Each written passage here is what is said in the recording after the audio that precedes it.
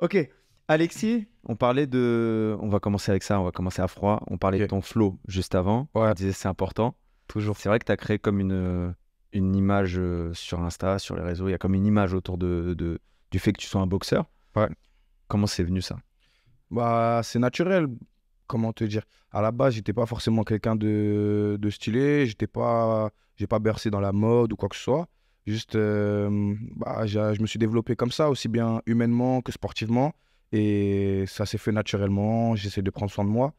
J'essaie de faire passer des messages à travers ce que je fais. Hmm. Donc, voilà, faut prendre soin de soi, montrer qu'on a envie de réussir. Et pour moi, ça passe aussi par être bien à l'intérieur et à l'extérieur, et ça passe par la mode, hein. Intérieur, extérieur. C'est ça, Presque un esprit sain dans un corps sain. c'est ça. Et dans des vêtements propres. Et dans, Du coup, en gros, c'est ça. et dans des vêtements propres. Ouais. On n'a pas eu le temps, on n'a pas pris le temps pour l'instant de faire tes présentations. Ouais.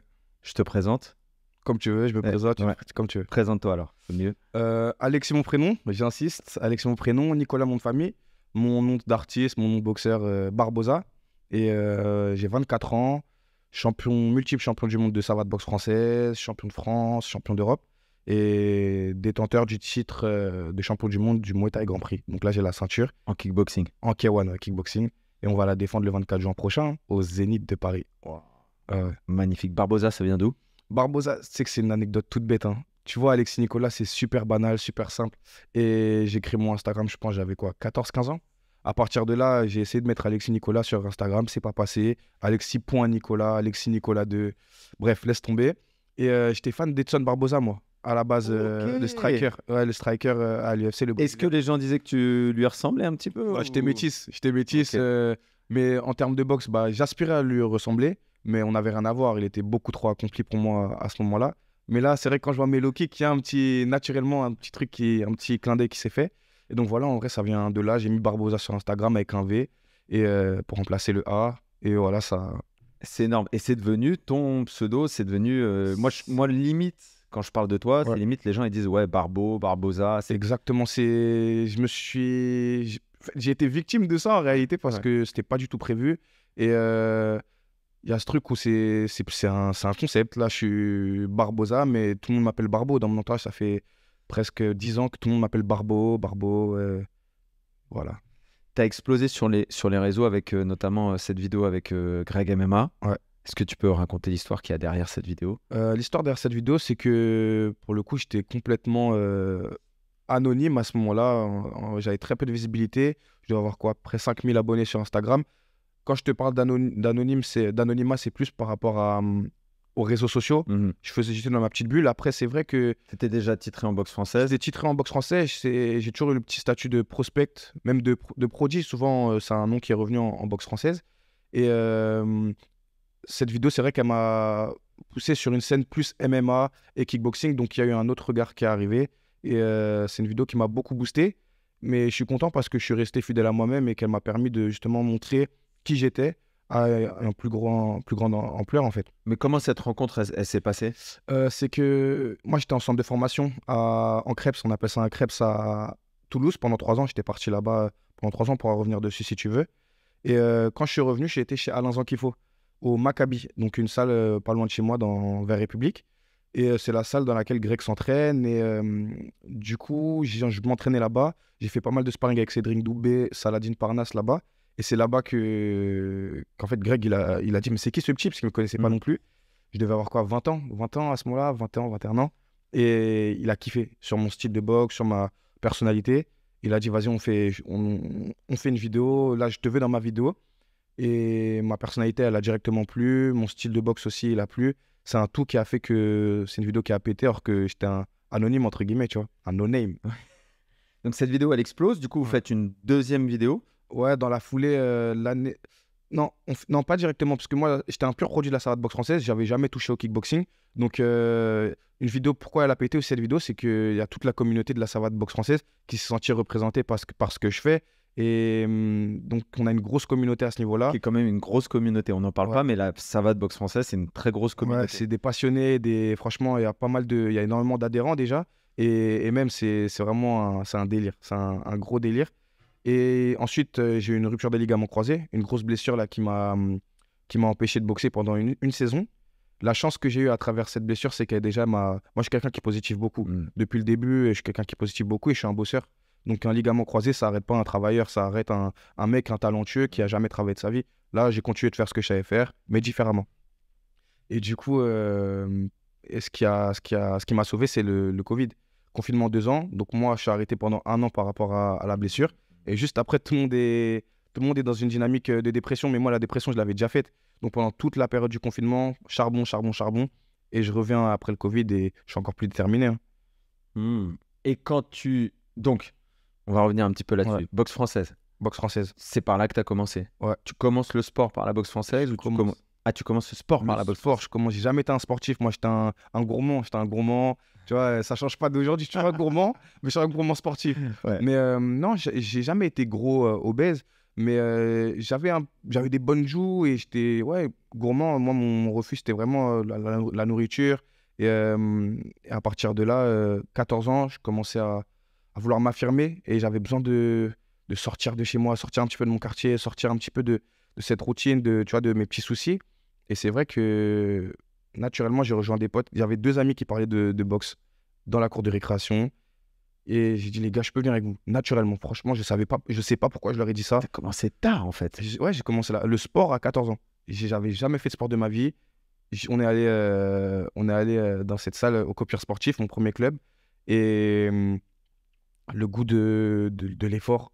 Et c'est un truc de fou parce que j'avais jamais eu ce goût de la difficulté physique. J'avais jamais été éprouvé physiquement. Jamais eu quelqu'un qui me crie dessus qui me pousse à me surpasser. Et sur le moment, c'était dur. J'ai pas kiffé, mais d'un côté, il y avait un truc en moi qui m'a poussé à me surpasser, le goût de l'effort. Et ça a donné ce que je suis aujourd'hui. Ouais. Donc 14 ans, tu t'inscris dans un club. Ouais. Première compétition, combien de temps après, du coup? Du coup, c'était marrant parce que 1 an après, j'ai fait mes premiers interclubs.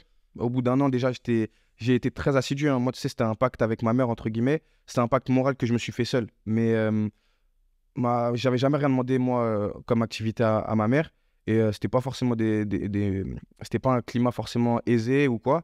Et quand je lui ai dit, maman, je veux faire de la boxe, elle a dit OK. Et directement, en fait, elle a donné le chèque, elle a tout assuré, tous les papiers, les assurances. Administrativement, j'étais carré, protège-dents, matériel, tout était réglé. T'avais pas le choix. Et j'avais le choix, mais j'ai fait le choix, en fait, Pour moi, c'était pas un loisir, c'était un pacte avec ma mère. On y est allé. Elle a jamais rien dit à ce niveau-là. Elle m'a toujours encouragé, elle m'a jamais forcé. Mais pour moi, tu vois, tu payes l'adhésion, on y va. Et c'est pas un loisir, j'ai été très, très carré à ce niveau-là. Et en dehors de ça même, c'est vrai que je rentrais chez moi. Des fois, je galérais dans mon lit, je regardais le plafond. Et là, je me mettais à faire du shadow. Tu vois, la boxe française, c'est très strict. On a énormément de mouvements. Et je m'entraînais. Et c'est une rigueur que je me suis instaurée. Et ça a donné ça. Pour le coup, c'est le travail depuis le début. Dès le début, tu t'inscris. Combien de temps après, tu fais ta première compétition? Première compétition, je fais 1 an après. Des interclubs, pas forcément très... Enfin, c'est pas fédéral, c'est vraiment histoire de kiffer. Et la saison... Ouais, je crois que c'est sur ma deuxième saison. Sur ma deuxième saison, je fais les championnats de France. Et je perds en tour Paris, tu vois. Paris, je perds... Au tout début, nous, on était en light. En assaut. C'était de l'assaut.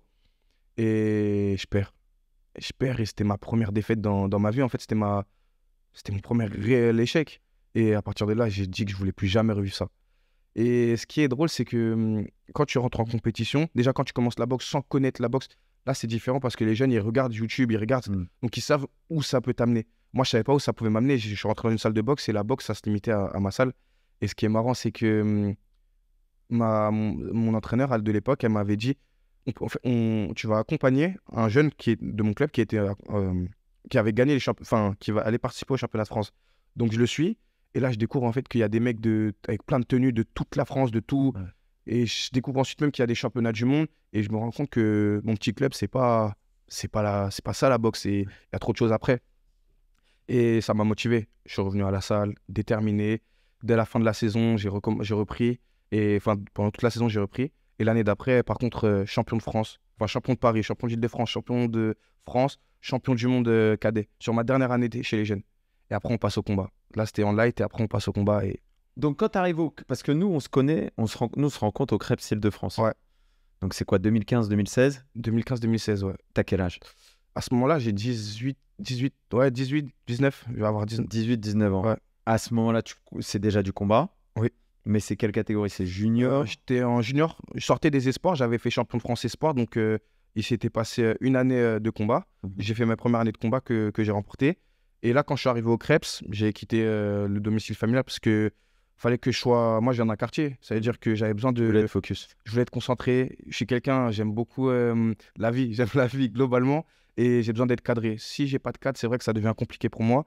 Et pour le coup, le cadre que j'ai trouvé, c'était de quitter de chez moi et de partir un an à Châtenay-Malabry, au Crêpes du 92. C'était une grosse expérience. Et c'est là qu'on s'est rencontrés d'ailleurs. Et c'était le championnat de France junior.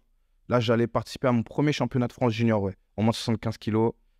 Et j'étais encore tout jeune, hein, c'était mes débuts. Et qu'est-ce que ça te fait du coup quand tu arrives dans ta première structure de haut niveau? Ouais. Tu es au milieu de, pour pas te dire de bêtises, mais il y a des grands champions de boxe françaises qui étaient là. Il y a des entraîneurs renommés. Il y avait du niveau, il y avait de l'opposition. Tu arrives dans un cadre professionnel où il y a 1 à 2 entraînements par jour. Ouais. Quel est le changement en fait? Comment ça se passe? Tu sais, pour moi. Tu as les études en même temps? Ouais, j'étais à la fac. T'es à la J'étais à la fac en STAPS. C'était dur d'allier les deux, hein, C'était très dur mentalement, mais c'est ce que je voulais. J'ai toujours voulu faire ça et je réfléchissais pas.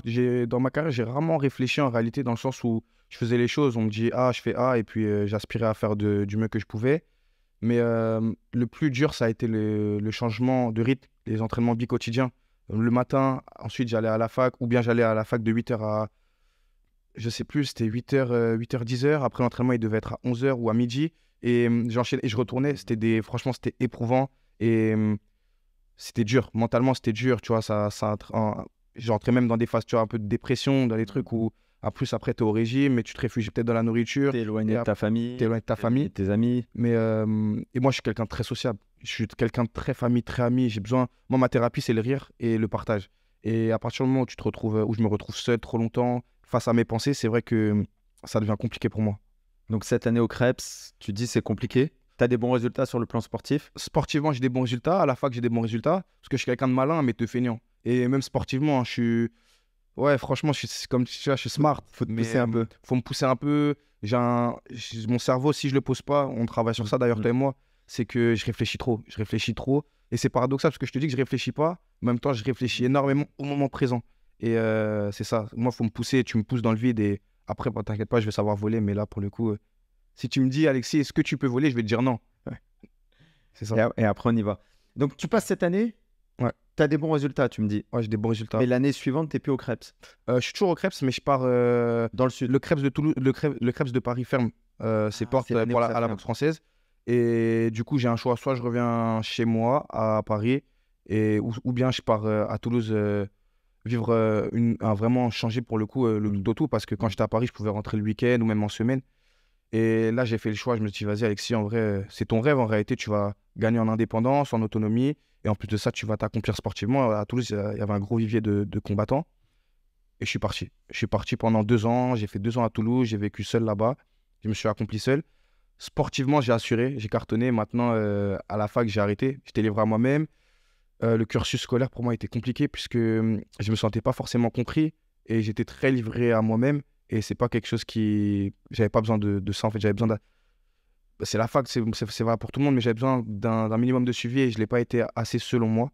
Toi, tu as fait STAPS. Ouais. Tu voulais ça pour avoir quoi comme diplôme ou quoi comme profession même? Moi, tu sais, j'ai grandi dans un cadre sportif. J'ai été encadré par les entraîneurs d'équipe de France et le staff. Et on m'a toujours dit, Alexis, tu sais, tu pourras pas vivre de la boxe, il faut toujours t'assurer quelque chose. Donc, j'ai fait les choses pour les faire. Et à partir du moment où j'étais dans la capacité de les faire, je les ai faites. Mais le problème, c'est que je prenais pas forcément de plaisir à le faire. Donc, j'étais à la fac pour être à la fac et j'avais des notes pour avoir des notes, pour valider. Mais j'étais très aigri, je n'étais pas épanoui à travers ça. Et c'est vrai que moi, j'ai toujours dit que je vivrais de ce sport-là. Et quand je parle de vivre de ce sport, c'est de ce sport et de ce que je vais réussir à créer avec. Et on me prenait pour un peu un prétentieux, tu vois. En fait, c'était dur pour les gens de me prendre pour un prétentieux parce qu'ils voyaient la quantité de travail que je fournissais à côté. Mais mon ambition dépassait leur vision à eux. L'ambition fait peur. L'ambition fait peur, surtout quand tu es en face de quelqu'un qui ne comprend pas ton ambition. Et par exemple, quand je parle avec toi, Nico, et je dis pas ça parce qu'on est face caméra, tu comprends mon ambition et tu fais en sorte même de m'accompagner à accomplir tout ça. avec certains cadres. Tu me dis, Alexis, par contre, voilà, la boxe, les primes, nanana, si tu as ce genre de primes-là, ok, mais investis, ceci. Et toi, tu vois, on oriente les chemins et puis on assure la suite. Mais c'est vrai qu'il y a des personnes qui ne comprennent pas, qui mettent des barrières à tes chemins et je parle plus maintenant. Franchement, C'est des chemins de vie qui sont atypiques. Ouais. Donc, c'est à nous aussi de comprendre que, bah, effectivement, si tout le monde le faisait, ce serait pas atypique. c'est ça. Donc, forcément, quand tu proposes un chemin de vie qui est comme ça, qui dit je vais vivre au travers du sport, je vais vivre au travers de la boxe, j'ai envie d'intégrer les plus grosses organisations mondiales, mais pas de les intégrer. On en parlait hier ou avant-hier à la salle. Tu disais, moi, mon but, c'est pas d'intégrer le Glory ou le One, etc. Mon but, c'est d'avoir une place privilégiée, d'avoir mon nom marqué dans ces organisations intégrées. Ouais. C'est un objectif qui est trop petit pour moi. C'est pas comme ça que je visionne le truc. C'est exactement ça. Et c'est exactement ça. Tu sais, bah, du coup, on va revenir sur ça. Moi, je me sens spécial. En tant que combattant, je me sens spécial. Et quand je te dis que je me sens spécial, c'est que je sais que depuis mes débuts, à chaque fois que j'ai combattu, il s'est passé quelque chose. À travers ma façon de boxer, à travers ma façon... Je ne saurais pas t'expliquer ce que j'ai. Et c'est récent pour moi c'est récent, je réalise ça depuis très récemment. Mais je véhicule quelque chose à travers mes combats, à travers mon énergie. Et voilà, pour moi, intégrer une grosse organisation, c'est pas un but, c'est de la normalité. Et à chaque fois qu'il m'est arrivé quelque chose, moi, je suis quelqu'un de très exigeant envers moi-même. Je commence à être fier un petit peu parce que c'est vrai que le chemin parcouru, là, il commence à être quand même considérable et respectable. Mais c'est rien par rapport à là où je veux être. Et du coup, c'est pour ça, des fois, on va me dire, ouais, Maxi, t'es content. Non, je suis pas content parce que là, j'en suis qu'au début. J'en suis vraiment qu'au début par rapport à moi, ce que je veux faire. Est-ce que c'est ça qui fait que tu travailles autant? Parce que là, on est sur... Donc, il y a eu tout ce chemin qui s'est passé. Tu as gagné en boxe française, tu as gagné le titre de champion du monde, qui était un titre qui était champion du monde senior. Ouais, senior numéro 1, là, incontesté en réalité. Numéro 1 incontesté. En plus, j'ai l'impression que tu as gagné ce titre un peu dans une période où la boxe française, elle manquait de personnalité, ouais. de champion. Il y a eu des grands champions qui sont passés, mais ils étaient plutôt en fin de carrière. Et j'ai l'impression qu'à ce moment-là, c'était toi vraiment la tête d'affiche de la boxe française. Ouais. Et de là, tu dis, OK, je vais passer au kickboxing. Ouais. Tu fais ce travail un petit peu avec Alain Zokifo, au Maccabi, etc. Ouais. Et à un moment, tu décides de t'orienter vers le Mamoudi Gym. C'est ça. Et tu débarques ici. Ouais, je débarque ici. Sans savoir où je mets les pieds. Sans savoir où tu mets les pieds. Sans savoir... C'est pas à côté de chez toi. C'est loin. Tu connais pas les entraîneurs? Non, je connais rien. Je connais rien. Quand j'arrive au Mamoudi Gym, je suis dans une période de ma vie compliquée. Très, très compliquée. Des hauts, des bas. Et justement, c'est la seule fois où je me suis vraiment mis à douter. J'étais vraiment peut-être en dépression carrément, je te dis la vérité. J'étais au bord du gouffre parce que pour la première fois, j'ai réalisé que finalement, ça se trouve que j'allais pas vivre de mon sport et que j'étais perdu. J'étais entouré de personnes qui m'ont... Je commençais à croire. Les personnes qui croyaient pas en toi. Tous ces détracteurs, j'ai commencé à penser comme les autres. Oui, mais Alexis, tu sais, plus je sortais de ma blessure. Du coup, tu sais, Alexis, une blessure et c'est fini. Tu sais, Alexis... Et je me suis mis à douter. Et je m'en suis voulu de douter de moi parce que j'avais jamais douté de moi jusqu'à... Mais je pense que c'est une force de douter de soi et ça m'a permis de revenir plus fort. Et à partir du moment où je suis revenu et je suis arrivé au Mamoudi, j'ai tout de suite compris que là, cette équipe, cette team, elle allait me pousser dans mes retranchements. Et c'était pas contre moi, au contraire, c'était vraiment dans un but où s'il me pousse autant, si vraiment il me crie autant dessus et je suis acculé à la fin de chaque entraînement comme ça, c'est parce que vous croyez tous en moi et que vous avez envie de m'accompagner dans ce rêve-là. Tu as trouvé t'as trouvé de l'amour dans la dureté du travail quotidien. C'est exactement ça. De la bienveillance. Tu sais, on est une famille. Hein. Ici, on est une famille. J'en ai connu des teams, j'en ai connu des personnes bienveillantes, j'en ai connu. Mais cette relation-là, vous êtes comme des oncles en fait pour moi. Toi, plus le côté grand frère. Toi, Nordine et Mamar... Mamar, il a plus un côté paternel du fait qu'on soit avec Elias. Elias, c'est notre partenaire d'entraînement et c'est le fils de Mamar. Et Nordine, c'est notre oncle. Donc, Mamar, il est voilà, un peu plus doux, plus... Mais, pas attention, plus doux en dehors de l'entraînement, plus compréhensif. Nordine, lui, il est dur tout le temps, mais avec un grand cœur. Et on apprend à se découvrir comme ça et avec des valeurs communes. Et par contre, c'est le respect, tu vois, c'est important qu'on se respecte. quand je suis pas à l'entraînement parce que je suis fatigué ou parce que si jamais c'est pour faire autre chose, je lui dirais que c'est pour faire autre chose. Je peux pas me permettre de lui mentir parce qu'on est parti sur des bases saines. Donc on est épanoui et c'est très difficile, mais à la fois, on est récompensé. Il y a ce truc qui s'est formé où effectivement, quand tu es arrivé, tu étais presque seul Ouais. à la salle. Ouais. Et c'était dur, mais quand c'est dur et qu'en plus tu es seul, C'est un cauchemar. c'est d'autant plus dur. Et comme tu dis, tu es repassé à l'entraînement bi-quotidien, avec une autre intensité, avec un autre type de travail, avec une autre discipline sportive. Mm. Et puis, il y a un noyau qui s'est formé. On a eu tout le monde du MMA qui est passé par la salle, on a eu tout le... mais il y a un noyau qui s'est formé et qui est resté. C'est vrai. Et aujourd'hui, autour de toi, il y a Kenji, Grillon, il y a Elias, forcément. Il y a Nico, que tu as ramené. Ouais. Mon ami d'enfance. Ton ami d'enfance, que tu as ramené ici. Et qu'on espère voir combattre bientôt. Il y a Ellie, il y a du monde. Franchement, il y a du monde. On en a vu passer du monde à la salle. Et c'est marrant parce que quand je suis arrivé, pour le coup, j'étais seul. Très seul. Même toi, tu n'étais pas là, tu étais en déplacement. Elias, lui, sortait d'une désillusion pas possible après avoir été testé positif au Covid. Et je suis arrivé seul. Il y avait Salim à la salle et Amine. Et Nordine, tout de suite, il m'a pris sous son aile. On avait un combat parce que je me préparais seul. Par rapport à cette dépression, là, tu vois, je me préparais seul, j'étais pas bien. Mais il m'a tout de suite reboosté. On avait un combat 2 semaines après. On a tout niqué. On peut dire des gros mots à la caméra ou... Tu peux dire ce que tu veux. Ouais. Et ouais, tu vois, et pour revenir sur le fait que je sois là depuis le début, je suis là depuis le début et les relations à la salle se sont faites naturellement pour tout le monde. Et c'est vrai qu'il y a eu comme un renouveau dans cette salle à partir du moment où je suis arrivé, du fait que je sois très seul, personne ne s'entraînait réellement. J'ai été sérieux et je pense que ça a apporté un côté rigoureux et je suis très très fier de ça. Par contre, on en a vu du monde passer, il y en a eu des mythos aussi, hein, on en a eu.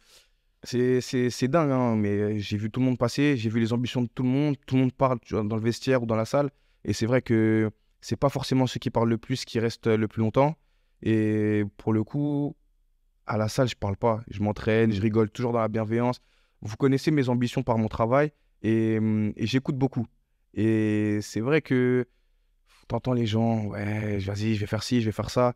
Mais c'est chiant en fait. C'est chiant parce que, après, je calcule pas, mais c'est relou, t'es dans ton truc, travail, et c'est ton travail qui portera le résultat. Ton travail va parler de lui-même. À la place de tes mots. Donc, les gars, parlez pas trop, combattez, entraînez-vous. C'est juste ça un petit conseil parce que tu te déçois toi-même en parlant, parce qu'on on a même des attentes on a des attentes, on te regarde et tout ça. Je porte pas de jugement, mais c'est intéressant ce que tu as dit tout à l'heure, Alexis, parce que tu as parlé de respect. Ouais. Et tu as dit, on est dans la dureté, on est dans le respect. Et ça, c'est quelque chose qui me tient vraiment à cœur, parce que on est une salle avec beaucoup de gens qui ont déjà des grands noms dans d'autres disciplines. Kenji, qui a son nom, voilà, légende du karaté. Toi, la légende de la boxe française. Elias, son nom en Muay Thai. Yacine Bouganem dans le Muay Thai. Charline dans le judo. C'est vrai. Et dans tout ce truc, il faut qu'on soit capable de dire ça fonctionne pas, donc il faut modifier ça. Il y a un défaut, il faut le modifier. Et en même temps, dire Alexis, tiens, est-ce que tu peux nous apporter ton savoir sur le sidekick? Est-ce que tu peux nous apporter ton savoir sur les déplacements? Kenji, est-ce que tu... Et donc, prendre les forces de chacun et faire en sorte que ces forces, elles soient transférables à l'ensemble du groupe. Ouais, c'est vrai, en fait, ce qui est intéressant, c'est que... C'est magnifique, c'est que personne prend la grosse tête. Et par contre, on serait les premiers à le dire si jamais quelqu'un prenait la grosse tête. On est dans une salle où le franc-parler est maître. Donc, pour le coup, on n'a pas la place de se la raconter. Si demain, je prenais la grosse tête ou quoi que ce soit, ou dans mon attitude, j'avais quelque chose qui passerait pas, on me le dirait. Et directement, il n'y a pas de demi-mesure. On dit les choses, on fait pas semblant. Et à partir de là, c'est vrai que c'est un plaisir. Moi, j'ai aucun ego à aller demander à Charline, par exemple, de montrer une projection si jamais je devais aller vers le MMA. À Kenji, de montrer un petit peu son jeu de jambes. Il est très explosif, il vient du karaté. Elias, ses coups de genoux. On a tous des choses à s'échanger. Des choses à s'échanger. Du coup, faut pas avoir d'ego quand tu es dans cette salle. Si tu viens avec la réticence d'apprendre, non, faut être une éponge et on est là pour se tirer vers le haut. C'est pas parce que moi je mange que toi tu vas pas manger. C'est important, on se partage et c'est le partage. Et on monte tous ensemble. C'est ça. Tu as fait 12 combats en 1 an. Ouais. Tu as fait 12 combats en 1 an. Ouais. Qu'est-ce qui est le plus difficile quand on fait 12 combats en un an? Le plus difficile, il y a plusieurs choses qui sont compliquées. Déjà, c'est la phase de récupération. Parce que même avant la récupération, on va revenir sur la préparation. Déjà, c'est dur mentalement. Quand tu fais une préparation dans la saison, ça va. 2 préparations dans la saison, ça va. 3 préparations dans la saison, ça va. Mais quand tu vas sur 12 préparations ou avec de la grosse intensité, mentalement, c'est très difficile d'y mettre la même énergie parce que tu sais que tu vas souffrir. Tu sais qu'après, il y a ta perte de poids. Tu penses à l'après. Et donc là, c'est la préparation intense, les fractionnés, le tapis. J'en ai ras la casquette, tu vois. C'est dingue. Mais d'un côté, c'est ce que je veux. Moi, je veux vraiment montrer que je suis le meilleur. Et pour ça, il faut fighter. Ensuite, il y a la phase, la perte de poids. La perte de poids, c'est compliqué. L'effet yo-yo. Quand tu combats, tu as dû laisser aller. Je travaille sur ça, mais c'est dur. Moi, j'aimerais vraiment réussir à avoir une rigueur. Une grosse rigueur. C'est vraiment un de mes défauts. C'est la rigueur alimentaire, nutritionnelle et Sommeil. le sommeil. Et c'est vrai, je suis un peu trop en retard.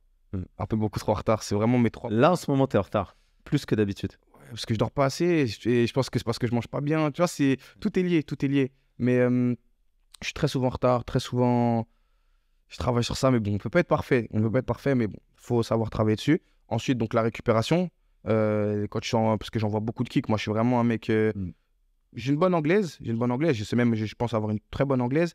Mais j'envoie des kicks très puissants. Et pour le coup, quand tu te fais bloquer les tibias contre tibias, j'ai du mal à récupérer sur ça après les combats. Donc, il faut vraiment que je prenne le temps pour moi. Donc, c'est ça le plus dur. C'est vraiment la récupération. Je pense que ce qu'on a fait de bien par rapport à ça, c'est au lieu d'aller chercher un pic de forme, on s'est mis sur un bateau de croisière. C'est ça. Avec les semaines qui sont décharge avant la compète, avec les semaines de récup qui suivent la compète, parfois 1 à 2 semaines, parfois la semaine d'après on ne voit pas, mais tu fais quelques footings de ton côté.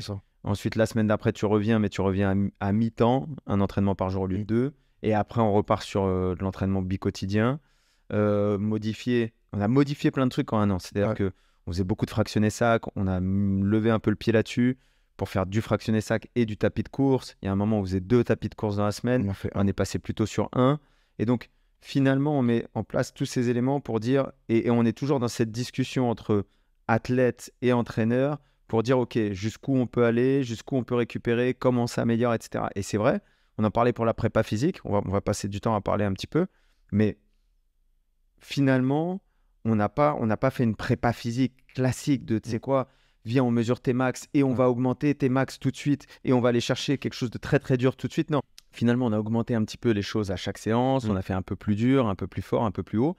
Et aujourd'hui, après un an, on commence à être bien. Physiquement, on commence à être solide, on commence à être complet, on commence à être, comme on dit en anglais, well-rounded. C'est-à-dire que un peu sur tous les aspects, t'es fort. Et ce qui est intéressant, ce qui est drôle, c'est que tu le vois pas forcément dans notre groupe parce qu'on est un groupe très élite.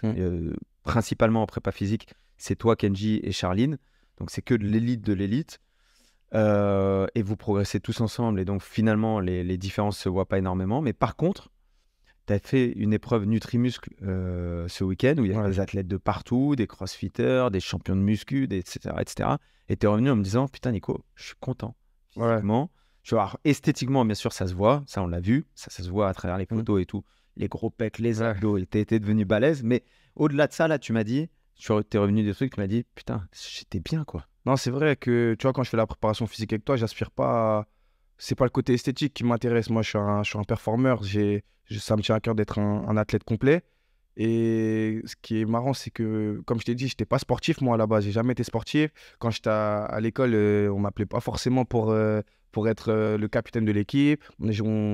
J'étais pas dans les équipes de foot. J'étais nul en sport. J'étais le petit, tu vois. Je dis même pas ça pour faire de la peine, mais c'est un fait. Juste, j'étais pas fort en sport. Et là, quand j'arrive à une épreuve de chez Nutrimuscle, c'est vrai que je me dis, waouh. C'était quoi? C'était un peu de crossfit. C'était du crossfit, il y avait des soulevés de terre. C'est des trucs, plein de petits trucs qu'on fait, du développé couché. Mais nous, on le fait sur des charges peut-être des fois un peu plus lourdes, des fois des charges. Et il y avait de l'endurance, tout ce qui est cardio.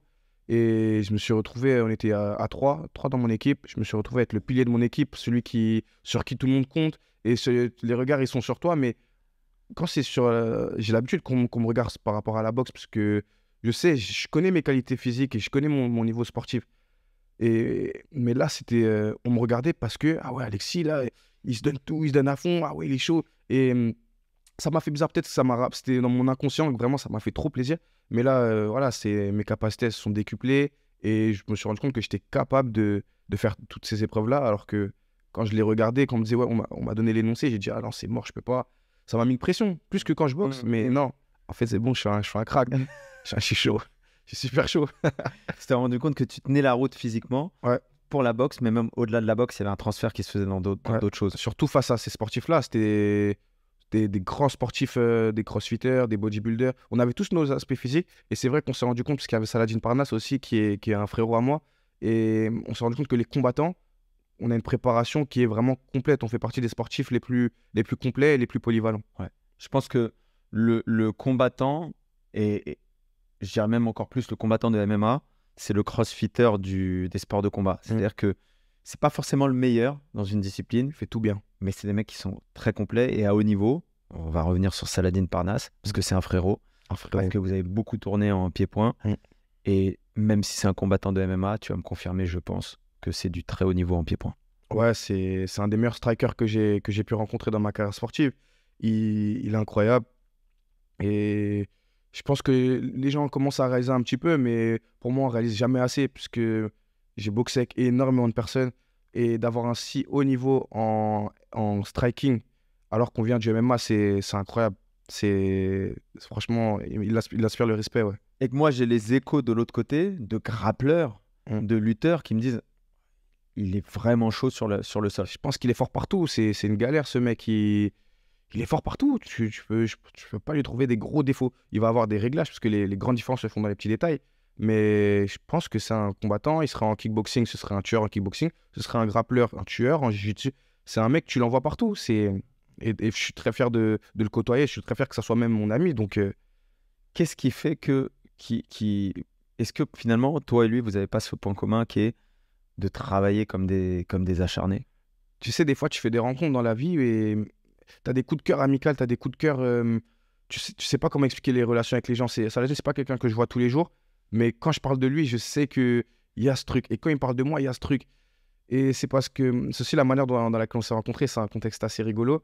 J'étais chez Alain Zankifo, lui il est chez Arnaud Templier. Donc deux entraîneurs qui sont issus de la boxe française. Ouais, et deux gros amis, des amis chambreurs. Ce qui se passe, c'est que j'étais la petite pépite d'Alain. Alain, il a dû dire à Arnaud, ouais, je t'ai déniché une petite pépite. Et Arnaud, il a dû se dire, bah, il connaissait Saladin. Et du coup, un jour, ils organisent un sparring comme ça. Et nous, on n'était pas au courant. Moi, j'y vais. Et là, on me présente Saladin que je connaissais pas, lui me connaissait pas. Et là, on se la fout. On se la fout, mais je regrette que ce sparring n'ait pas été filmé parce que c'est un des sparring les plus... On s'est tabassé. On s'est tabassé, mais techniquement, je pense que ce sparring, il aurait valu de l'or. Il aurait valu de l'or. Et surtout qu'on se connaissait pas. Et du coup, on s'est impressionné.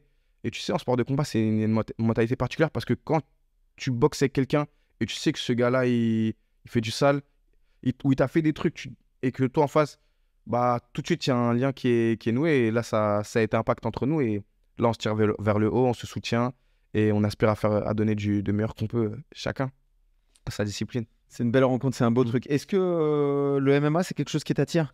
Le MMA, c'est quelque chose qui m'attire. Nico, tu sais très bien. En plus, tu es bien placé pour le savoir, puisque tu m'as fortement suggéré cette idée par tes propos et même par... nous, on est dans une salle polyvalente. Il y a à la fois les kickers et à la fois les comment on appelle ça, les combattants de MMA. Faudrait qu'on trouve il n'y a pas en anglais un mot? Bah, en vrai, normalement, fighters? Mixed Martial Artist. Ouais, bah voilà. En vrai, normalement, dans MMA, il y a déjà le nom du pratiquant. Ok, d'accord. Bah, tu vois, en tout cas, c'est ça. C'est que j'aimerais... Moi, j'aspire à affronter les meilleurs combattants de ma génération et de toutes les générations, en réalité. Donc, pour l'instant, je suis bien en kickboxing, je suis bien en K1. J'ai pas encore prouvé puisque je suis pas encore là où je veux être. Donc, à partir du moment où je serai là où je voudrais être, peut-être que là, je te parlerai davantage de MMA. Là, maintenant, pourquoi le MMA m'intéresse quand même un petit peu, c'est que en tournant avec les gars, en apprenant à tes côtés ou même aux côtés de Max et Thomas, c'est vrai que je me suis découvert quand même des aptitudes. Je me trouve très félin dans ma manière d'apprendre, d'écouter. J'ai des facilités d'apprentissage et tout ce que j'ai travaillé dans le passé par rapport à la boxe française, les évitements, les décalages, les débordements, bah, ça m'aide sur des phases de lutte et tout. Donc, je suis niveau 0 en termes de travail. J'ai pas assez travaillé pour te dire que je peux faire du MMA. Mais par contre, avec du travail, j'aspire quand même à faire des petites choses. C'est mon objectif. Pour l'instant, tu es au stade d'initiation. C'est-à-dire que tu es venu participer à pas mal de petits cours de MMA. En général, tu fais pas la séance complète parce que la phase sol-sol, c'est pas le plus intéressant. Mais par contre, sur la défense de lutte, sur des choses comme ça, tu as des sensations qui sont arrivées. Et ce que tu as vu, c'est que tes sensations, elles avaient du sens. C'est-à-dire que souvent, tu plaçais bien le poids. À un moment, on travaillait avec Charline les projections de judo. Et il y a quelques projections de judo qui sont bien passées à la salle. C'est vrai. Et donc ça c'est sûr que c'est kiffant. Tu dis que tu n'es pas arrivé là où tu voulais arriver en kick. C'est où que tu veux aller? Moi, tu vois, je veux que sur notre prochain podcast, tu vois, si jamais on n'en fait pas des intermédiaires, mais quand je serai davantage accompli, ce que je veux, c'est que déjà, quand on parle de sport de combat ou quand on parle de kickboxing, ce soit mon nom qui ressorte. Et ça, dans le monde entier, j'ai pas envie d'être un kickboxer parmi d'autres. Je t'ai dit que pour moi, j'étais spécial et j'aspire à... Bon, un exemple, tu vois, ce serait Badrari, tu vois. C'est quand tu parles de kickboxing, peu importe dans le monde où tu vas, on va te parler de lui. Et à la base, je pense que c'est quelqu'un de normal, quelqu'un d'ambitieux, quelqu'un de très déterminé. Et je pense que tout le monde ne peut pas devenir comme lui, mais en se donnant les moyens de le devenir, pourquoi pas faire des choses un peu plus grandes. Et voilà, j'ai envie d'être le meilleur combattant de ma génération. Je ne le suis pas encore, en tout cas, je n'ai pas prouvé encore que je l'étais. Et pour ça, que le charbon, on va travailler et go. Est-ce que quelque part, parce que 77 kilos, c'est ta KT, on a un exemple français que tu connais très bien qui était à 77 et qui était peut-être le numéro 1 contesté des 77, monsieur Cédric Doumbé. Cédric Doumbé, c'est quelqu'un que j'ai pu rencontrer plusieurs fois. On a tourné, j'ai été son sparring pendant ces 2 derniers combats en kickboxing. Donc j'ai pu voir... j'ai été très fier de pouvoir le côtoyer, de voir en fait ce que c'était que l'élite mondiale. Pour le coup, c'est vraiment l'élite mondiale. Là, c'est le numéro 1 en kickboxing de ces dernières années. Et même, je ne saurais même pas dire, moi, c'est l'élite. Et c'est vrai que, voilà, moi, j'aspire à faire des choses différemment. Lui, tu vois, il affirme que c'est le meilleur, il affirme que, et pour le coup, c'est le cas. Mais on m'a souvent dit que j'avais beaucoup de similitudes avec lui déjà les dents écartées, déjà pour commencer. Non, et même ce côté sympathique, ce côté dans nos façons de parler, dans plein de choses. Mais j'ai pas envie d'être... T'as envie d'être Barbosa. Voilà, j'ai pas envie d'être dans son ombre. J'ai envie de créer mon propre univers, faire mon propre chemin et emprunter les voies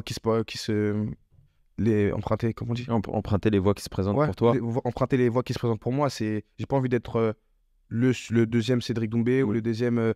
Non, il a fait quelque chose. Et je suis très admiratif de ce qu'il a fait. Maintenant, j'aspire à faire mon propre chemin, à créer mon propre univers et à tout casser. Hein. Et dans cette optique-là, tu allies beaucoup le travail sur le ring et le travail sur les réseaux. Ouais, c'est primordial. C'est primordial. Et sans les réseaux, on est vite rien, on est vite réduit à rien. En réalité, c'est dingue. Hein. Tu t'entraînes, tout le travail que tu fournis, tu mets le KO de l'année si tu veux. Mais si tu le mets dans une salle à 500 personnes et que personne ne retransmet le truc, qui va écrire ton histoire? Et donc, le truc, c'est que j'ai vite compris, depuis tout petit déjà, j'ai une anecdote pour toi.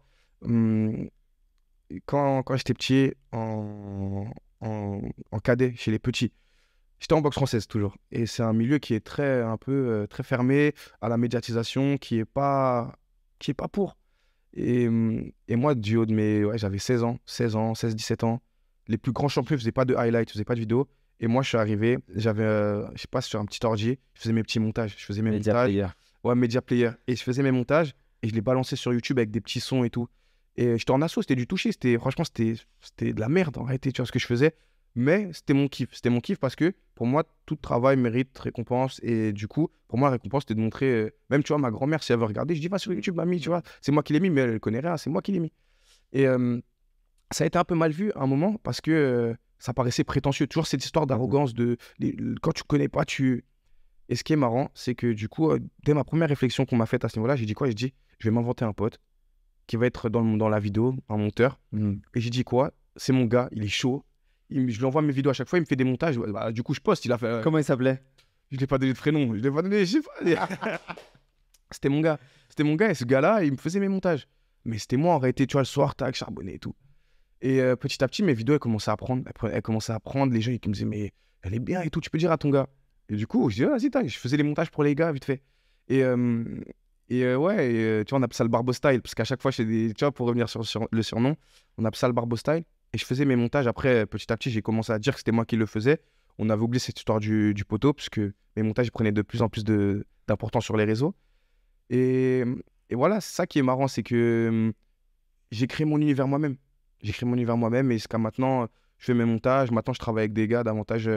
J'ai un monteur à qui je travaille souvent, il s'appelle Valentin. Lui, il assure, il vient, il me filme. Et j'essaie de tout documenter. En réalité, maintenant, ce travail des réseaux, c'est je documente ma vie. J'essaie de. Je sais pas en fait à quoi. Je sais pas. Quand je vais filmer quelque chose, je sais pas à quoi ça va me servir. Je trouve que je vais le poster le soir même en réel. Et ça se trouve que, tu vois, McGregor ou même moi, Kenny West, c'est quelqu'un qui m'a beaucoup inspiré avec son documentaire. C'est un pote à lui qui l'a filmé pendant des années. Et maintenant, on regarde ça et on comprend mieux le chemin, le pourquoi du comment. Donc, je sais pas où je vais finir. Mais en tout cas, si je réussis, on saura pourquoi j'ai réussi.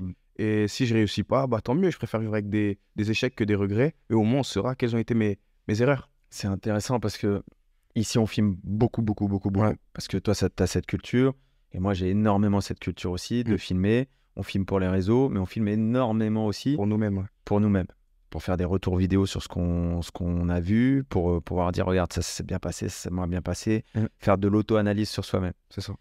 Et ce qu'on fait ici, c'est que, tu le sais, c'est qu'on a beaucoup de données. Et en fait, ce qu'on va mettre sur les réseaux, c'est des passages souvent très équilibrés avec nos partenaires pour faire briller l'ensemble de l'équipe. Bien sûr. Et ce qu'on garde pour nous, c'est ce qui nous permet de faire progresser.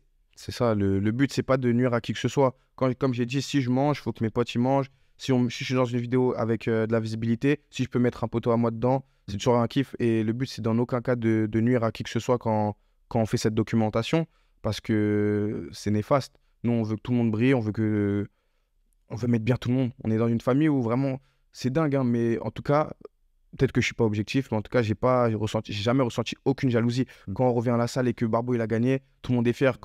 Peu importe qui gagne, on est fier. Et par contre, quand il y a des défaites, bah ça nous fait de la peine, on est tous peinés. Donc non, on veut nuire à personne. Tout le monde se tire vers le haut et voilà, c'est le train, c'est un tout droit. J'ai envie de revenir sur ton histoire avec le MTGP parce que tu combats la semaine prochaine au MTGP. Yes. Je dis la semaine prochaine, mais en vrai, quand on va sortir le podcast, on va essayer de le sortir pour que ce soit la semaine prochaine. Go. Ouais. Ça, c'est ton boulot. Moi, je parle, toi, tu postes. J'ai déjà assez de boulot, mais si ton pote imaginaire, il a du temps de dispo. Mon gars, il est plus là, il est parti aux États-Unis, allez. Donc, tu combats au MTGP. Yes. Tu as commencé au MTGP, on était ensemble en Angleterre. Ouais. C'était la première association de malfaiteurs en Angleterre. Ouais. Et ça s'était soldé par un KO premier round. KO premier round. Je l'ai tué, ce mec. Le truc, c'est que on arrive là-bas. Moi, je boxe pour mon avenir, mais je boxe aussi pour kiffer le moment présent. Et à partir du moment où il y a du voyage, du partage, c'est là où j'aime. Quand je vais boxer et que je suis seul, j'aime pas parce que j'ai besoin de partager ça. Et du coup, on arrive en Angleterre, première association de malfaiteurs. Et cette anecdote-là que je me rappellerai toute ma vie, tout le monde perd. Tous les Français perdent en Angleterre. Donc on arrive, la vibe, l'énergie, elle n'est pas favorable à la victoire. Elle est très négative. Tout le monde vient me parler. Personne ne me connaît en réalité à ce moment-là. Personne ne me connaît parce que je viens de la boxe française. Et c'est mon premier combat de K1. Et personne ne me connaît. Tout le monde, je sais pas, j'avais l'impression d'être un petit mec à protéger. Mais moi, je connaissais mon potentiel. Tu vois, ces gars-là qui ont perdu, ok. Mais moi, je sais qui je suis. Par contre, bon, on va vous le montrer petit à petit. Et il y a ce truc qui joue, ça joue en ma faveur, mais en même temps, ma défaveur sur la première impression, c'est que j'ai une vibe où j'ai l'air super gentil, je suis tout mignon, je fais peur à personne. Et c'est vrai que tu vas pas te dire que ce gars-là, par contre, il va démolir sur le ring. Et donc, on arrive en Angleterre, tout le monde perd. Et là, on se regarde avec Nico, on y est. Nico, il a confiance. Et là, tu me dis, Alexis, Barbo, il y a une règle. On est dans le coin du ring. Barbo, il y a une règle. Après, je lui dis quoi? Je lui nique sa mère. Non, c'est ça? Ouais. Bon, on va dire ça. Ouais, je lui nique sa mère. Et j'arrive comme ça. Et tu te retournes. Ouais, et je me retourne. C'est-à-dire que t'as pas le temps. Et toi, je te vois, je fais. Ouais, tu vois, c'est ce truc-là. Et ouais, et au final, c'est ce qui s'est passé. Dedans en mode machine de guerre. C'est ce qui s'est passé. Tu le couches. Ouais. Une fois, il se relève, tu le couches une deuxième fois, il se relève, tu le couches une troisième fois, fin du truc. C'est fin du truc, tu vois. Il y a cette façon de travailler là, avec Nordin qui met beaucoup en place, tu vois, démolisseur qui rentrait dur. pour le coup, mes premiers combats, c'était énormément ça. C'est quelque chose que j'ai en moi, mais là, on l'a peaufiné. Si tu regardes bien, au début, c'était vraiment beaucoup de bagarres, beaucoup, très bourrin. Je pense que Nordin, il voulait voir un petit peu ce dont j'étais capable, ressortir ce côté dur. Mais là, on l'a peaufiné. Et là, ça s'optimise petit à petit. Je commence à découvrir aussi, moi, ce que je veux faire, ce que je veux pas faire. Et ce côté bagarre où je prends beaucoup de coups, c'est pas ce que je veux faire. Là, maintenant, c'est du début à la fin, tu sais que tu vas faire la guerre contre moi. Par contre, je vais pas prendre de coups. Et le but, c'est, voilà, je suis sur toi, je te mets la pression, je te touche, tu me touches pas, je te touche, tu me touches pas. Or que je suis encore là, tu as l'impression que je suis déjà loin, mais tout le temps, tu vas prendre des coups, tout le temps, tu vas prendre des coups. Et par contre, à un moment, tu vas dormir. Et un pressing offensif très fort, c'est ça. mais en minimisant le nombre de coups. En minimisant et en optimisant vraiment le système défensif. Là, même avec toi, on a beaucoup travaillé, tu vois, ce côté de ne pas être touché. Et en plus de ne pas être touché, revenir à la charge. Parce que souvent, tu vois, quand je t'ai pas touché, après, je regardais un petit peu ce qui se passait. Non, on est omniprésent. Ouais, le niveau 2 des sports de combat, le niveau 2 ou 3, c'est-à-dire que effectivement, niveau 1, tu prends pas de coups. Ouais. Niveau 1, tu prends des coups. Niveau 2, tu prends pas de coups. Et niveau 3, tu prends pas de coups, mais tu remets des coups pour sanctionner les coups qui ont été mis. Et je crois que c'est drôle parce que tes 2 derniers combats, c'était un tournoi. Ouais. C'était en savate pro. Donc, plus ou moins du kickboxing, apparenté à la boxe française. Ça. Tu prends un premier adversaire que tu avais déjà rencontré, qui est solide physiquement. Il est géant, 1m98. Moi, je suis 1m83. Il est affûté. Et moi, on verra, mais moi, je lui prédis un bel avenir. Mais d'ailleurs, il a été champion de France. Allez, on te fait un petit big up. Il n'y a pas d'animosité. Stéphane Fofou, qui a été champion de France de K1 en FFKMDA. Ok. Donc là, il a été champion de France. Il vient d'être titré là. Ce week-end. Ce week-end, ouais, il a été titré. Magnifique. Et ben, moi, je lui prédis un bel avenir parce que c'est un mec qui est solide, c'est un mec qui est. Donc, tu rencontres ce mec-là, et effectivement, tu gagnes, etc. Il n'y a pas à dire, mais tu me dis, Nico, je ne suis pas rentré dans le combat comme je voulais rentrer au premier tour. Et en finale, tu tombes sur une légende de la boxe française, Mohamed Diaby, 3 fois champion du monde, peut-être même plus, je ne sais pas combien de combats, etc. Donc, c'est un gros défi pour toi, c'est en finale. C'est un 5 rounds. Comme tu l'as dit, tu as des échéances tout le temps. Hein, donc, il faut mettre le stress qu'il faut dans les échéances, malgré qu'on en ait avant, qu'on en ait après. Il ne faut pas banaliser l'échéance. C'est comme ça qu'on peut perdre. Et tu arrives dans ce combat. Et dès le premier low kick, le premier low kick intérieur, il tombe. En fait, je me dis, mais il joue à quoi? Ouais. Je me dis, mais qu'est-ce qu'il fait là? Je me suis vraiment posé cette question. Je me dis, mais qu'est-ce qu'il fait? Je mets un low kick, je vois qu'il bascule. Je me dis, mais ok. Et je mets le deuxième. Pareil. Là, je prends une bonne respiration. Je me dis, ok, vas-y, on va voir. Et je me dis, qu'est-ce qu'il fait? Mais je réalise pas en fait que c'est juste moi qui frappe fort. En aucun cas, je me dis, ah ouais, je frappe. Non, je me dis, mais là, pour le coup, c'était lui le problème, pas moi qui avait cette qualité de puissance. Et on y va. Tu vois, en aucun cas, j'ai douté. Mohamed Diaby, moi, je le connaissais déjà depuis 2017. On s'était rencontrés. Et si tu veux, j'avais été champion de France Elite A au plus haut niveau en boxe française. Et malheureusement, j'étais encore un junior, j'avais que 20 ans. Et je ne pouvais pas participer au championnat du monde. Donc, j'ai dû faire les championnats du monde junior pendant que lui, il participait au championnat du monde senior. Et moi, Mohamed Diaby, ce jour-là, je lui avais dit, normalement, on aurait dû s'affronter. Et il m'a dit, ouais, t'es encore jeune. Très, très chambreur, mais dans un bon esprit, toujours bienveillant. Parce qu'il a eu mon âge, il sait la fougue qu'on peut avoir. Bien sûr. Donc, j'ai toujours eu cette fougue de lui dire, là, normalement, on aurait dû s'affronter. Ça aurait dû être moi le champion du monde cette année-là. L'année est passée, les 3 ans du Covid, etc., blessure. Et là, on revient là avec le travail. Et en aucun cas, j'ai douté. Moi, je savais que j'allais terminer ce combat. Je savais. Et pour le coup, mon crochet gauche a parlé à ma place. Ouais. Mais multiples armes, parce qu'il y a le crochet gauche, mais avant, il y a eu la droite. Il y a les low kicks, je pense, qui ont fait un gros effet dans un premier temps, qui ont fait douter. Ensuite, c'est vrai qu'il y a droite crochet. Celui-là, c'est vrai que c'est passé. Après, c'est. Il y a un cross qui passe, non? Ouais, un cross qui passe. Je pique au foie. C'est vrai que là, pour le coup, j'ai vu. T'étais en mode camion. J'étais en mode camion et complet, sans trop me jeter. C'était presque une passation de relais. C'est le symbole que j'ai ressenti. D'un point de vue symbolique. C'était très symbolique.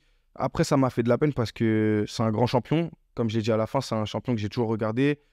Mais pour moi, la meilleure forme de respect que je pouvais avoir, c'était d'y aller à fond. Et même si c'est la boxe, on n'est pas en train de faire du foot. Là, je risque ma santé, je risque ma vie même à chaque combat. C'est-à-dire que je ne vais pas m'amuser à préserver. C'est un vieux renard. On ne sait jamais ce qui peut se passer. Il a une boxe super technique. On l'a vu dans le premier combat qu'il a fait dans le tournoi. Ça reste un sniper, ça reste... C'est très dangereux. Je ne peux pas me préserver. Essayer de préserver et me préserver moi en même temps, c'est une double charge de travail. C'était lui ou moi et j'ai choisi. Je pense qu'il faut être égoïste dans ces genres de situations. là, ce combat que tu as la semaine prochaine, Oui. c'est au MTGP, c'est à Paris. C'est grosse affiche, c'est une grosse orga. Qu'est-ce qui se passe? Qu'est-ce qui se passe? C'est que c'est la défense de ma ceinture. Je défends ma ceinture mondiale, mon titre mondial. À domicile, Zénith de Paris, c'est la maison. Moi, je suis Paris 20e. Là, on est à Paris.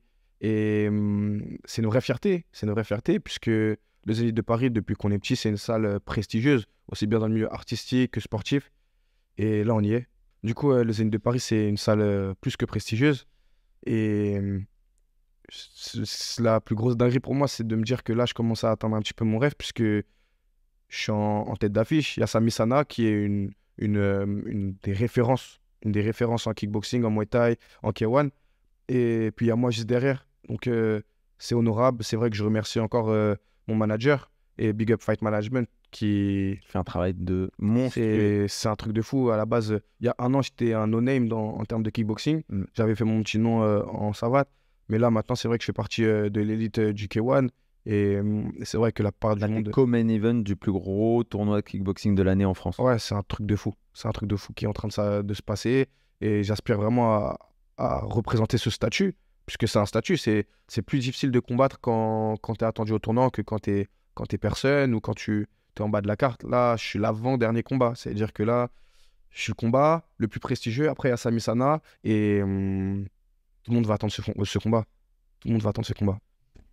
À chaque fois que tu te déplaces, il y a toute la Barbeau team qui est là. Genre la team Barbeau, c'est un truc de fou. C'est quoi? C'est des gens de ton quartier? Tu sais, c'est les gens de mon quartier. Il y a de tout. Il y a de tout. Il y a ma famille. Il y a des gens que je ne connais pas. Mais j'ai ce truc où je suis entier. Je suis quelqu'un d'entier. Et je suis entier aussi, les grands entiers. Non, je suis entier. Et depuis le début, je partage naturellement ce que je fais avec les gens. Et je pense que ça donne envie de me soutenir, puisque c'est comme si j'avais deux personnalités. Si tu veux, j'ai ce côté Alexis où je vais rigoler, où je suis très, très, très dans la blague, très taquin, et aussi très bienveillant, très protecteur. Et il y a ce côté, et très chiant, ça c'est important, si j'ai oublié de le dire, ça va pas plaire.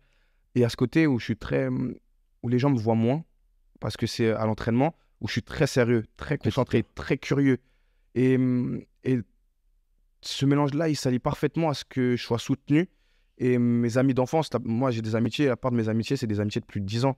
Et je me mélange très peu. J'ai beaucoup de connaissances, mais vous allez me voir dans mon quotidien, c'est vous à la salle et mes amis de longue date. J'essaye de pas trop me mélanger. Et c'est vrai que je suis très soutenu. Je suis très, très, très soutenu. Je pense sincèrement, en toute objectivité, avoir le meilleur public de France. Et me faites pas mentir, parce que là, au Zénith, si vous n'êtes pas là, ça va pas le faire. Mais non, c'est incroyable, tu as pu le vivre, c'est fort. Et tu passes du temps avec eux. C'est-à-dire qu'à chaque fin de combat, nous, on sait qu'on est là, on est là avec toi avant le combat. Et on sait qu'à partir du moment où le combat il est terminé, tu vas kiffer avec ton public. C'est ça. C'est un temps que tu t'accordes et c'est un temps que tu leur accordes dans lequel tu vas kiffer, tu vas profiter. En fait, tu réalises pas directement ce qui se passe, mais tu vois, tu es souvent seul. Je suis très, très souvent seul à l'entraînement. Même si vous êtes là dans ma difficulté, dans ma douleur, au fond de moi, je suis très, très seul. C'est éprouvant le matin de se réveiller. Je passe très peu de temps avec eux puisque je ne peux pas forcément aller manger quand ils le veulent. Et on fait beaucoup de concessions, on perd beaucoup de proches aussi puisque Alexis, tu viens 2-3 fois, la personne après, elle en a marre. Même si elle t'aime autant qu'elle veut t'aimer, au bout d'un moment, vas-y, je l'appelle plus, il n'a pas le temps, je ne vais pas le déranger. Et ce moment où tu gagnes, que tu gagnes ou que tu perds, jusqu'à maintenant, je ne peux pas forcément parler de défaite puisque je ne l'ai pas vraiment vécu. Mais si ça devait arriver, je suis sûr que je le gérerais très bien avec mes proches. Mais c'est dingue puisque c'est à ce moment-là, tu te dis, ah ouais, c'est pour ça que je le fais. C'est à ce moment-là, tu te dis, ah putain, j'ai galéré, hein, j'ai galéré. Vous savez, les gars, vous ne m'avez pas vu. Mais je réunis tellement de personnes et des gens que j'aime que en fait, je me dis, c'est pour ça que je le fais. Et juste pour ce moment présent où après, je suis avec mes proches, j'ai envie de recommencer à boxer le plus vite possible, de partager. Moi, je suis quelqu'un du partage. C'est dingue. Hein. Là, tu vas prendre quand même une grosse pause cet été. Ouais, je vais essayer de profiter un peu du temps pour moi. Mais je me sens pas trop bien quand je suis pas en activité. J'ai besoin de... Je sais pas, c'est une drogue. Hein. Tu vois, j'essaie de faire des petites cures, de pas trop de m'entraîner. J'en ai marre des fois de m'entraîner, mais quand je le fais pas, j'ai un truc en moi, tu vois, je suis nerveux. Tu as besoin de ça. C'est un besoin. Être bien. C'est un besoin, en fait. J'aimerais bien ne pas en avoir besoin et m'en débarrasser. Hein. Mais même, j'ai besoin de prouver que je suis le meilleur. C'est constamment. Ouais, t'as un vrai esprit de compétition. Ouais. C'est ça qui est drôle. C'est ça qui est drôle à te mettre avec Kenji. Parce que Kenji, c'est un compétiteur aussi, lui. Ouais, lui. Pareil. Et donc, c'est marrant de vous mettre ensemble, que ce soit à l'entraînement ou que ce soit à la prépa physique, où j'aime bien créer des petites rivalités, des petits défis, des petits trucs, où il y a ce truc où, tu sais quoi, si la barre à 100, elle est passée, go. 110, c'était fou. Mais bon, on va pas passer 110, c'est dur. Ah, c'est dur. Si la barre si Kenji peut le faire, je peux le faire. Ouais. Il a 2 bras, 2 jambes. Attends, moi, Kenji, tu vois, moi, j'ai la fougue de la jeunesse, et lui, il est plus âgé, il a 33, il a plus de maturité. Il a plus de maturité que moi, mais c'est un gamin. Non, c'est un vrai compétiteur. C'est un gros compétiteur. Il veut pas perdre, il veut pas arrêter, il veut pas lâcher l'affaire, il veut retenter, il est impressionnant. Ouais, non, il est impressionnant.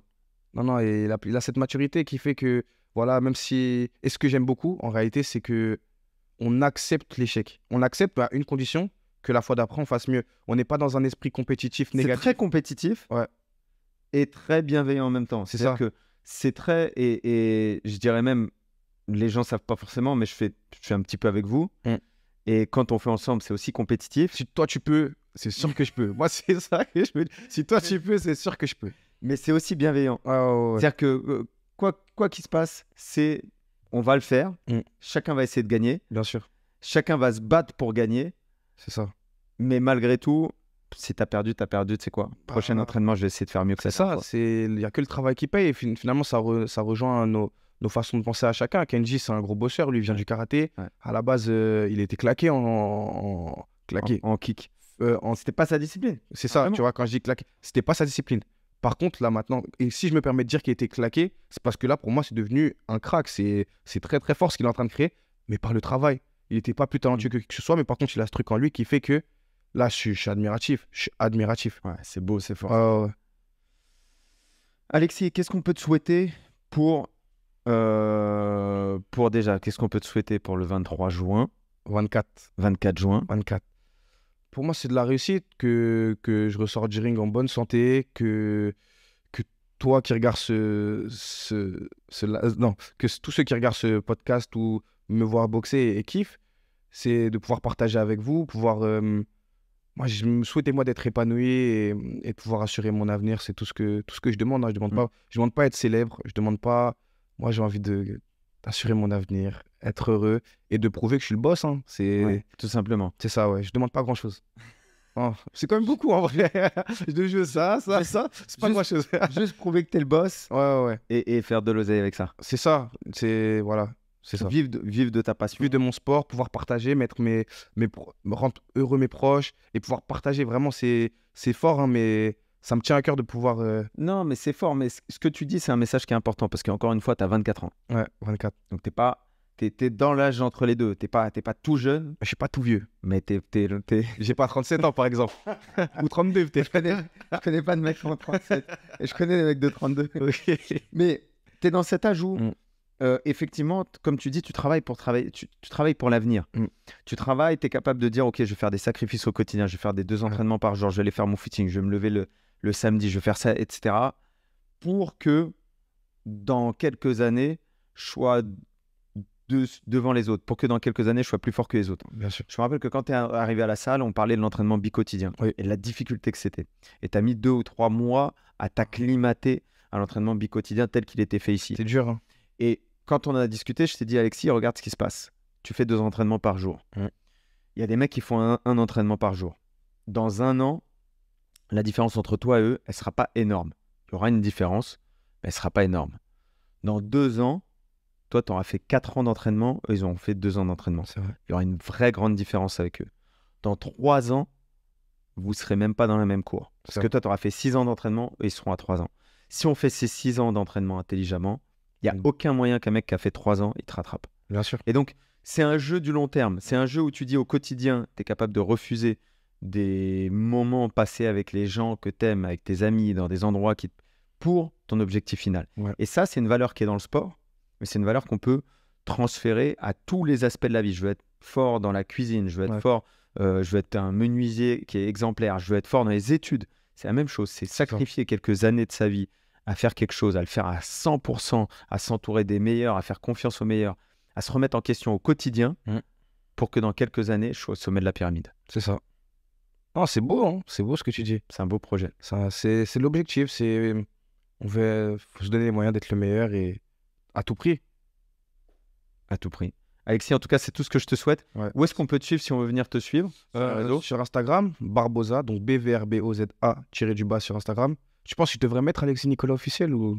Non, c'est bien Barbosa. Barbosa, c'est pas mal. Hein, ouais, donc non, Barbosa. Barbosa sur Insta, c'est là où c'est le plus actif. Ouais, venez me suivre sur Instagram, Barbosa et envoyer un maximum de force. C'est ça, j'ai juste besoin de force. Les amis, à très bientôt. Ciao. Yes.